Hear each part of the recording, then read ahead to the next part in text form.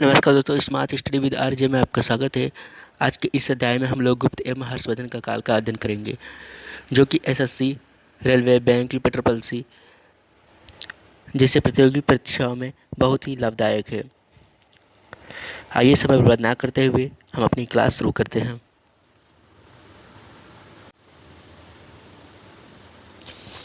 Question number 1, विश्वविद्यालय जो गुप्त युग में मशहूर हो गया था। ए कांची, बी तक्षशिला, सी नालंदा, डी वल्लभी।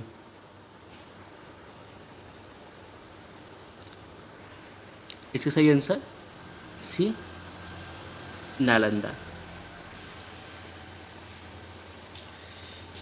गुप्त वंश के शासक कुमारगुप्त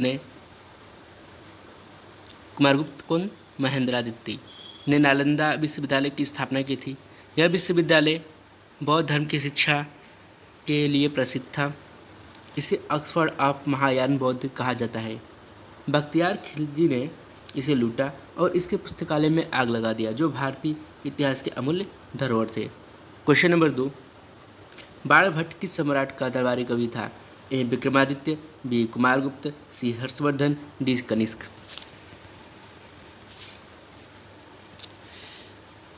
जैसे कि आप देख सकते हैं, यह एसएससी सीजीएल में प्रश्न पूछा गया है और ऐसे क्वेश्चन बार बार हर परीक्षा में रिपीट होते रहते हैं। इससे सही आंसर सी हर्षवर्धन। बाणभट्ट सम्राट हर्षवर्धन का दरबारी कवि था। स्वयं विद्वान और विद्या प्रेमी होने के साथ साथ हर्षवर्धन विद्वानों का उदार संरक्षक भी था।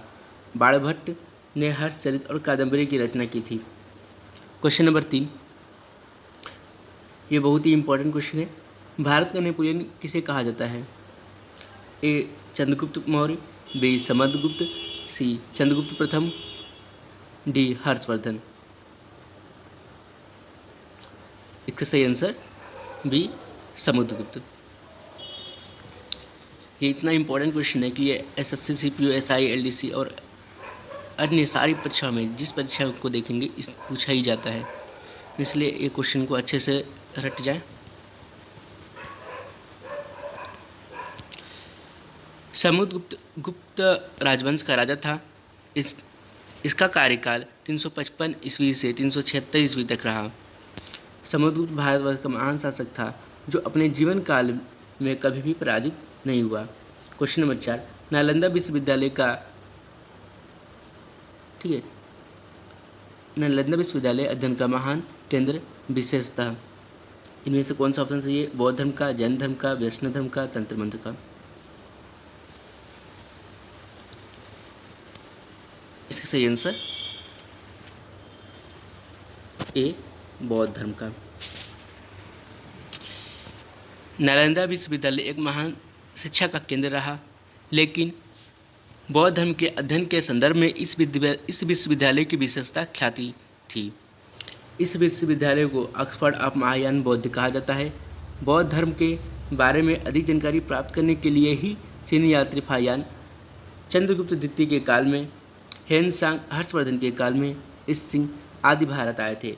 हेनसांग के समय नालंदा विश्वविद्यालय का अध्यक्ष शिलभद्र था। क्वेश्चन नंबर 5, पहला ज्ञात गुप्त शासक कौन था? ए श्रीगुप्त, बी चंद्रगुप्त प्रथम, सी घटोत्कच, डी कुमारगुप्त प्रथम।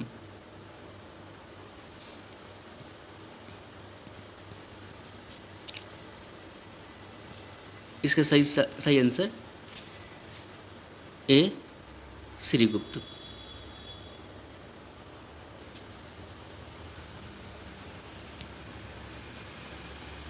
श्रीगुप्त पहला गुप्त शासक माना जाता है, लेकिन गुप्त वंशावली में सबसे पहला शासक चंद्रगुप्त प्रथम मिलता है, जिसका कार्यकाल 240 ईस्वी से 280 ईस्वी तक था। श्रीगुप्त ने गुप्त वंश का संस्थापक भी माना जाता है। श्रीगुप्त को पूना ताम्रपत्र में अधिराज के रूप में व्याख्या किया गया है।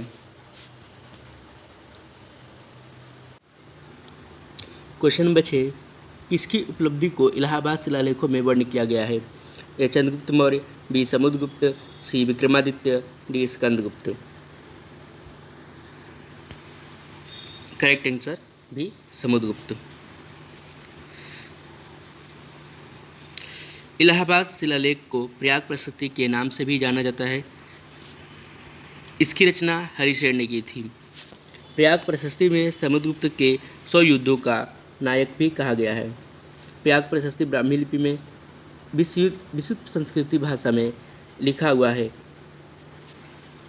प्रशस्ति की प्रारंभिक और अंतिम पंक्तियाँ क्रमशः पदात्मक होने के कारण यह संस्कृति की चंपू शैली का एक सुंदर उदाहरण है।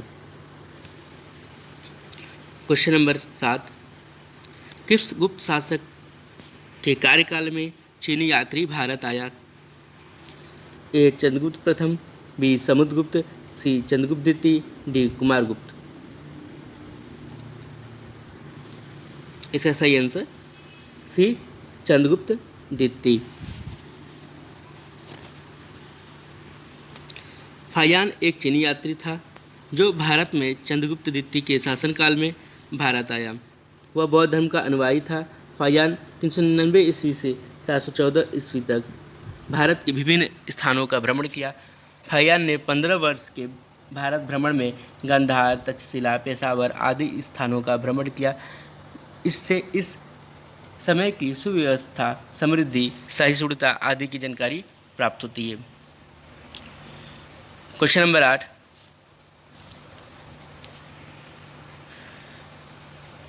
इनमें से कौन सा कथन गुप्त वंश के बारे में सही नहीं है?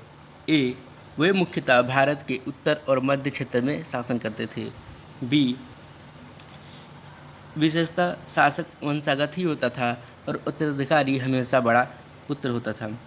सी, न्यायिक व्यवस्था पूर्व समय की अपेक्षा ज़्यादा सशक्त थी।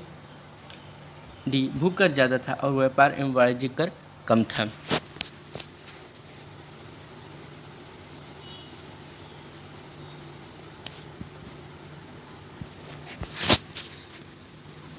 इसका सही आंसर बी।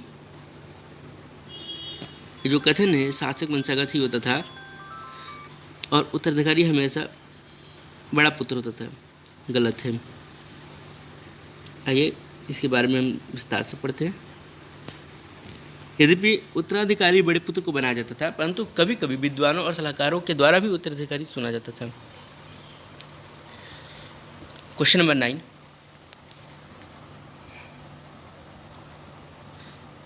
कवि कालिदास किसके दरबार में रहते थे?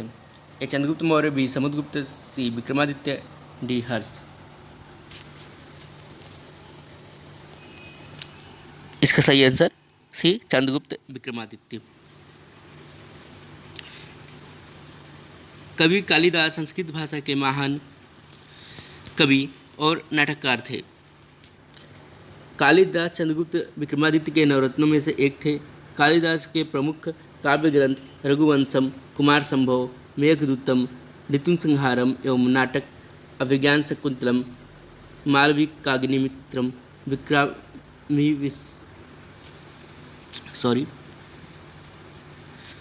विक्रमोर्वशी। इन रचनाओं के कारण कालिदास की गणना विश्व के सर्वश्रेष्ठ कवियों एवं नाटककारों में होती है। संस्कृत साहित्य के 6 महाकाव्यों में कालिदास के 3 काव्य शामिल है। इन्हें भारत का शेक्सपियर भी कहा जाता है। जैसा कि आप देख सकते हैं कि राकेश यादव रीडर पब्लिकेशन का है और इसमें कोई भी ऐसा सवाल नहीं है जो कि किसी परीक्षा में ना पूछा गया हो।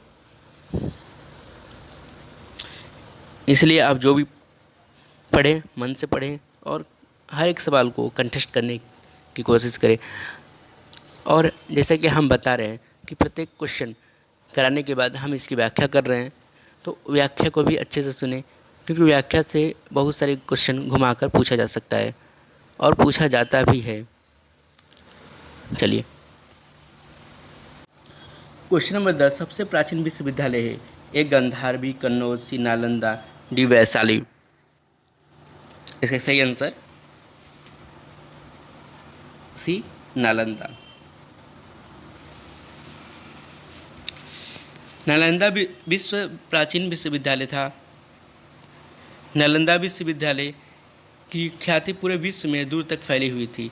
नालंदा विश्वविद्यालय में धर्म के साथ साथ राजनीति, शिक्षा, इतिहास, ज्योतिष, विज्ञान आदि की भी शिक्षा दी जाती थी। बख्तियार खलजी ने नालंदा को ध्वस्त किया और संस्कृत धार्मिक ग्रंथ को जला दिया जो प्राचीन भारतीय इतिहास का धरोहर था।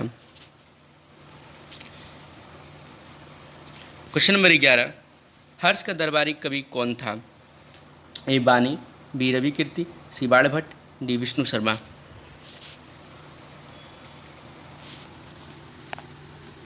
इसका सही आंसर सी बाणभट्ट। बाणभट्ट सम्राट हर्षवर्धन का दरबारी कवि था। स्वयं विद्वान और विद्या प्रेमी होने के साथ साथ विद्वानों का उदार संरक्षक भी था। इसमें बाणभट्ट के साथ साथ मयूर, मातक दिवाकर के नाम से विशेष रूप से उल्लेखनीय है। बाणभट्ट ने हर्षचरित और कादम्बरी की रचना की थी। क्वेश्चन नंबर 12, किसके द्वारा गुप्त युग आरंभ हुआ? ए घटोत्कच, बी श्रीगुप्त, सी चंद्रगुप्त प्रथम, डी समुद्रगुप्त।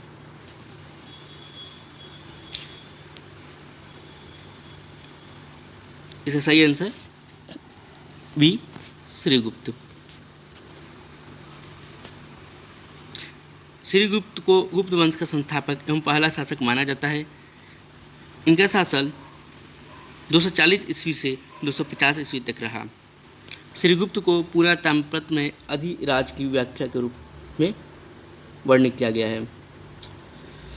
क्वेश्चन नंबर 13, गुप्त वंश प्रसिद्ध था। ए कला और स्थापत्य कला, बी साम्राज्यवाद, सी राजस्व और भूमि सुधार, डी इनमें से कोई नहीं। इसका सही आंसर ए कला और स्थापत्य कला।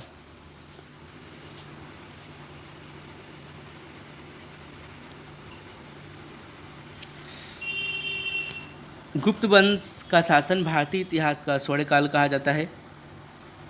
गुप्त वंश का प्रारंभ 240 ईस्वी में पहले शासक श्रीगुप्त से हुआ था। इस वंश में चंद्रगुप्त, समुद्रगुप्त, चंद्रगुप्त, विक्रमादित्य, स्कंदगुप्त जैसे प्रतापी सम्राट भी हुए।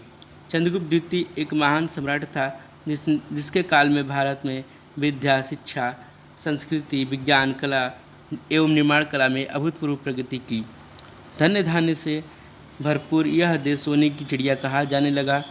चीनी यात्री फाहियान ने राजधानी पाटलिपुत्र को विश्व की सबसे समृद्ध नगर बताया था।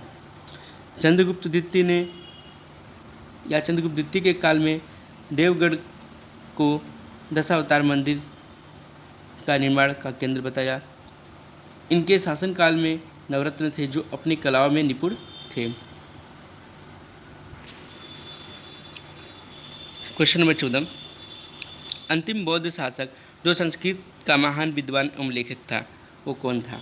ए कनिष्क, बी पुलकेशिन द्वितीय, सी बिंबिसार, डी हर्षवर्धन। इसका सही आंसर डी हर्षवर्धन। हर्षवर्धन एक संस्कृत का महान विद्वान और लेखक था। इसने 3 नाटक प्रियदर्शी, रत्नावली तथा नागानंद है। इसे साहित्यकार सम्राट कहा गया। यह बौद्ध धर्म का अनुयायी था।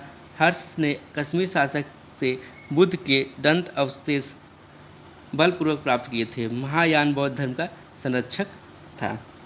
क्वेश्चन नंबर 15, गुप्त शासक की सरकारी भाषा थी। ए पाली, बी प्राकृतिक, सी हिंदी, डी संस्कृत। ये बहुत इम्पोर्टेंट क्वेश्चन है, ठीक है। इसका सही आंसर डी संस्कृत।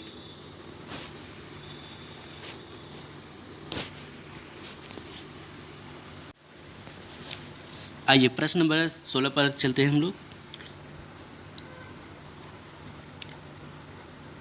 अपनी प्रसार की नीति के कारण भारत का नेपोलियन कहा जाने वाला राज्य था। ए स्कंदगुप्त, बी चंद्रगुप्त द्वितीय, सी ब्राह्मणगुप्त, डी समुद्रगुप्त। इसका सही आंसर डी समुद्रगुप्त। समुद्रगुप्त के शासनकाल में गुप्त साम्राज्य का सर्वाधिक विस्तार हुआ। समुद्रगुप्त ने उत्तर भारत, जैसे उत्तर भारत को आर्यावर्त कहते थे, के 9 शासकों तथा दक्षिणापथ के 12 शासकों को परास्त किया। विंसेंट स्मिथ ने समुद्रगुप्त को भारत का नेपोलियन कहा। क्वेश्चन नंबर 17, गुप्त राजा जिसने विक्रमादित्य की पदवी ग्रहण की थी वह स्कंदगुप्त, समुद्रगुप्त, चंद्रगुप्त द्वितीय, कुमारगुप्त। बहुत ही इंपॉर्टेंट क्वेश्चन है। अगर ये क्वेश्चन अगर नहीं कोई दे पा रहा है तो समझ जाइए उसकी तैयारी अच्छी नहीं है, और ये क्वेश्चन पीछे में पढ़ा चुका हूँ। इसकी सही आंसर सी, चंद्रगुप्त द्वितीय। चंद्रगुप्त द्वितीय ने विक्रमादित्य की उपाधि ग्रहण की थी। इसके द्वारा ग्रहण की गई अन्य उपलब्धियां विक्रमांक, परम भागवत आदि है। इसे देवगुप्त, देवराज, देवश्री आदि नामों से भी जाना जाता है। क्वेश्चन नंबर 18, गुप्त शासक काल के दौरान निम्नलिखित में से ऐसा व्यक्ति कौन था जो एक महान खगोल वैज्ञानिक तथा गणितज्ञ था? ए भानुगुप्त, बी बाणभट्ट, सी आर्यभट्ट, डी वारामहीर। इसका सही आंसर सी, आर्यभट्ट।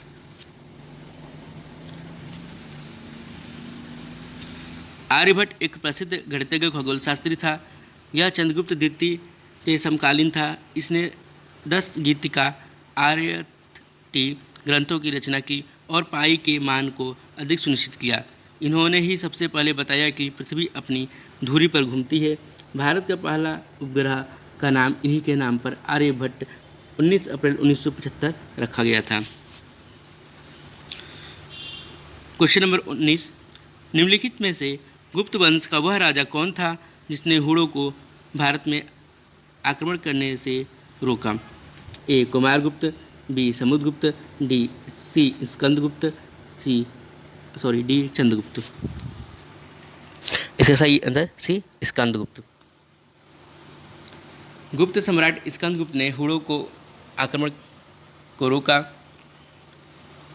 हुड़ों पर स्कंदगुप्त की सफलता का गुणगान जुनालेख अभिलेख में मिलता है। क्वेश्चन नंबर 20, बहुत ही इंपॉर्टेंट क्वेश्चन है। गुप्त संवत निम्नलिखित में से किसके द्वारा स्थापित किया गया था? ए चंद्रगुप्त प्रथम, बी चंद्रगुप्त द्वितीय, सी समुद्रगुप्त, डी कुमारगुप्त।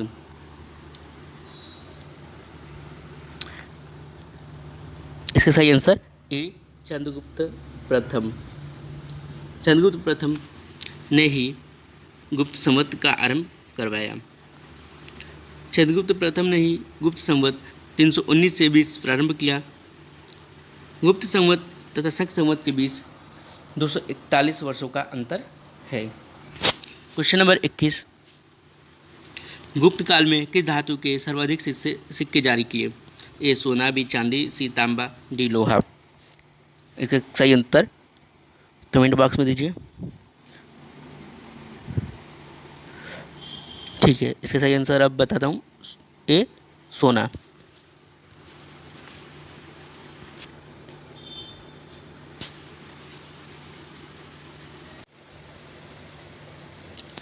गुप्त काल में सर्वाधिक स्वर्ण मुद्राओं का प्रचलन करवाया था, लेकिन सर्वाधिक शुद्ध सोने के सिक्के के लिए कुषाण काल प्रसिद्ध रहा। शीशे के सिक्के सातवाहनों के काल में, ठीक है, सातवाहनों के काल की विशेषता है।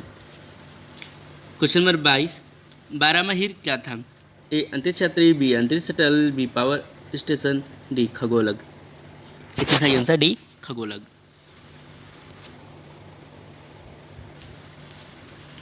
बारहमाहीर 5वीं-6वीं शताब्दी के भारतीय गणितज्ञ एवं खगोलक थे। बारहमाहीर ने ही अपनी पंच सिद्धांतिका में सबसे पहले बताया कि आयनांश का मान 50.32 सेकंड के बराबर है। इन्हें ही त्रिकोणमिति के महत्वपूर्ण सूत्र दिए। क्वेश्चन नंबर 23, निम्नलिखित में से किनके सिक्के संगीत के प्रति उनके प्रेम दर्शाता है? ए मौर्य के, बी नंदों के, सी गुप्तों के, डी चोलों के। इसका सही आंसर सी गुप्तों के। मोस्ट इम्पोर्टेंट क्वेश्चन, ठीक है। आइए इसके बारे में व्याख्या देखते हैं जो कि CGL 2002 में पूछा गया है। गुप्त शासक समुद्रगुप्त को उसकी मुद्राओं पर बीड़ा बजाते हुए दिखाया गया है, जो उसके संगीत प्रेमी होने का सूचक है।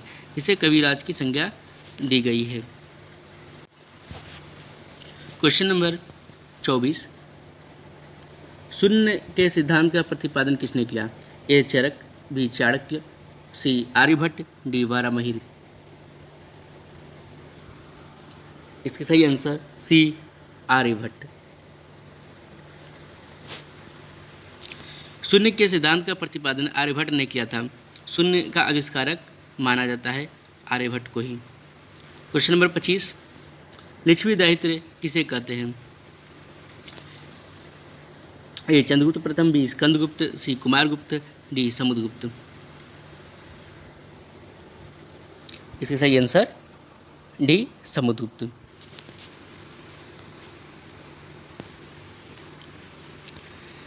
समुद्रगुप्त को लिच्छवी दैहित्री कहा जाता है क्योंकि इसकी माता कुमार देवी एक लिच्छवी राजकुमारी थी। क्वेश्चन नंबर 26, गुप्त काल के दौरान निम्नलिखित में से कौन सा सिक्का चांदी में जारी किया गया था? ए कांटी, बी निस्क, सी रुपया, डी दिनार। इसका सही आंसर सी रुपया का। चंद्रगुप्त द्वितीय के शासनकाल में एक चांदी का सिक्का जारी किया गया जिसे रुपया का यानी रूपक कहा जाता था। जैसा कि आप देख सकते हैं कि जितने क्वेश्चन पढ़ाए हैं ये सारे के सारे एसएससी में पूछा गया है और इसमें से कोई भी क्वेश्चन ऐसा नहीं है जो कि अलग अलग परीक्षाओं में पूछा ना गया हो। इसलिए आप जो भी पढ़ रहे हैं मन से पढ़ें और हमारे द्वारा क्वेश्चन पूछे जाने से पहले जो क्वेश्चन के उत्तर हैं, ठीक है, उन उत्तरों का जवाब हमारे द्वारा क्वेश्चन पूछे जाने से पहले देने की कोशिश करें। ठीक है, धन्यवाद। मिलते हैं नेक्स्ट क्लास में। यदि हमारे वीडियो आपको पसंद आ रहे हैं तो please like, subscribe and share, ताकि हम और भी ऐसे ही आगे वीडियो अपलोड करते रहें। धन्यवाद।